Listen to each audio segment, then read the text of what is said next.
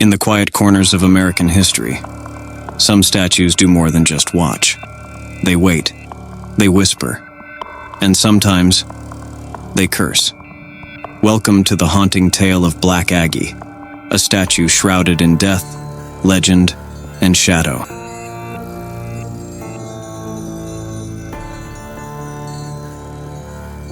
The story begins not with the Black Aggie statue, but with the statue known as Grief. This statue sits in what is known as the Adams Memorial in Rock Creek Cemetery in Washington, D.C.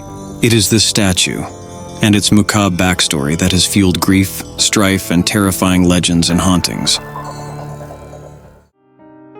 Our story begins with Henry Adams and his wife Marion Clover Hooper Adams. Henry Adams, 1838 to 1918, was an American historian, author, and member of the prominent Adams political family, descended from Presidents John Adams and John Quincy Adams. He is best known for his autobiography, The Education of Henry Adams, which won the Pulitzer Prize and offers a reflective, often ironic look at his life and the rapid technological and social changes of the 19th and early 20th centuries. A keen observer of history and politics, Adams also wrote Mont Saint-Michel and Chartres, blending art, architecture, and philosophy.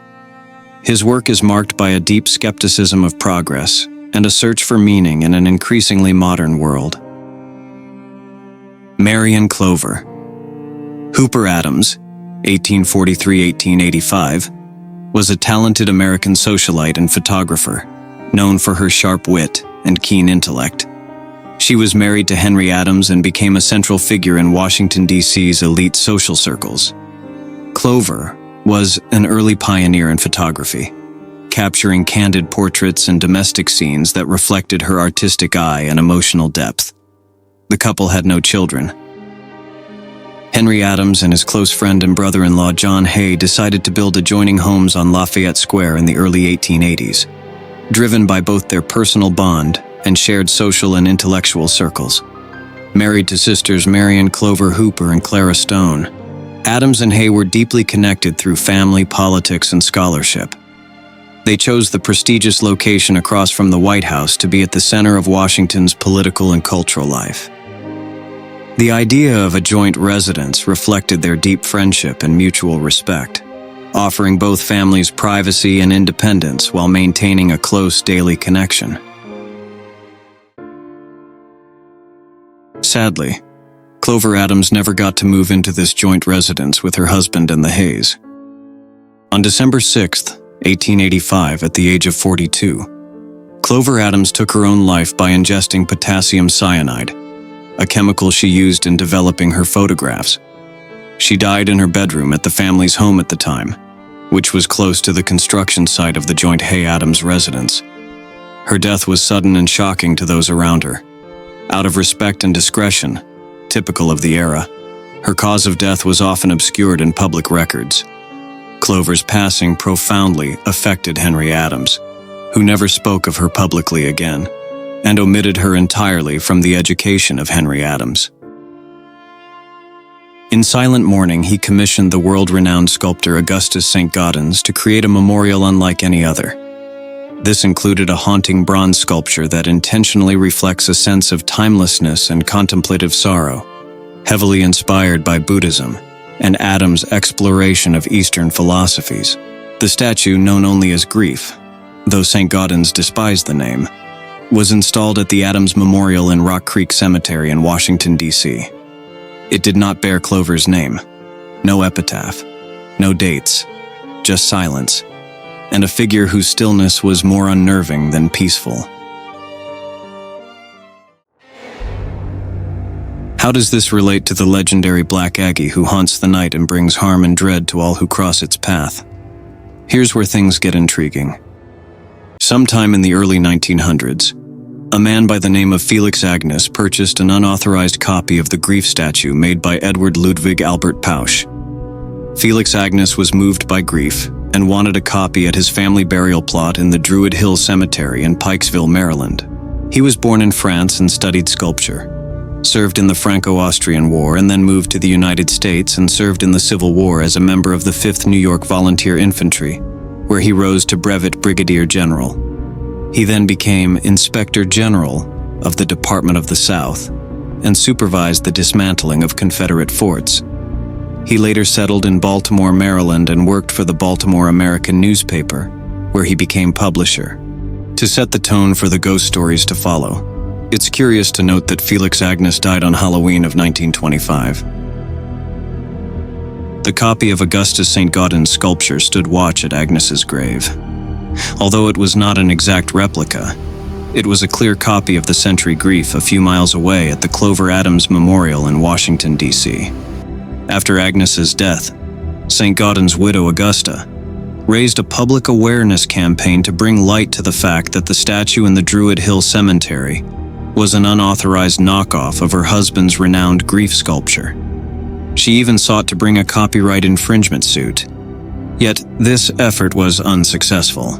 The events that unfolded soon thereafter raised the notion of whether Clover Adams and Augustus Saint-Gaudens conspired beyond the grave to place a curse upon the fraudulent statue stationed at Felix Agnus's tomb, the statue of urban legends known as Black Aggie.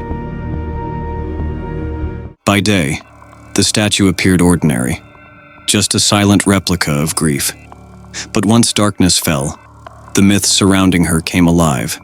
Some claimed she would shift positions on her own under the cover of night. Her eyes were rumored to glow red exactly at midnight, and anyone who dared lock eyes with her would be struck blind.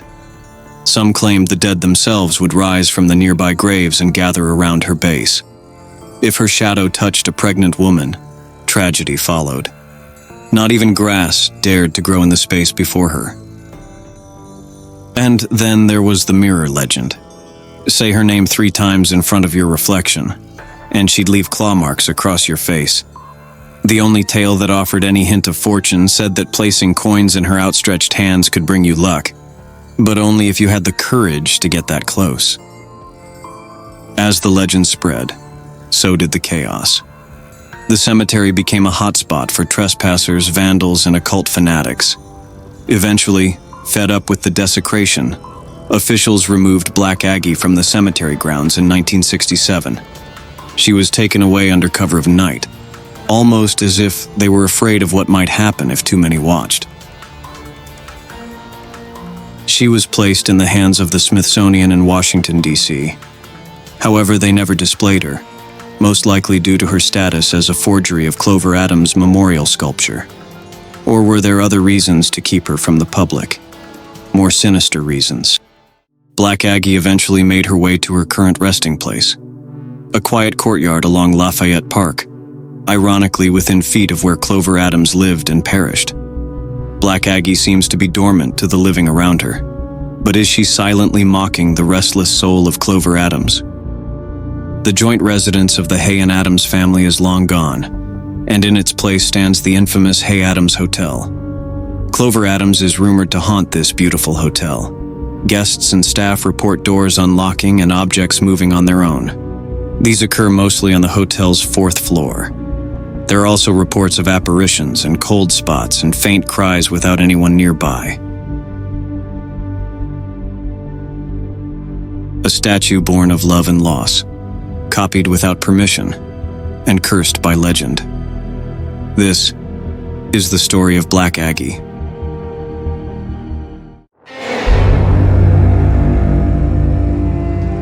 If you've enjoyed this video, hit that like button and subscribe to our channel to help us bring you more tales of haunted places and things.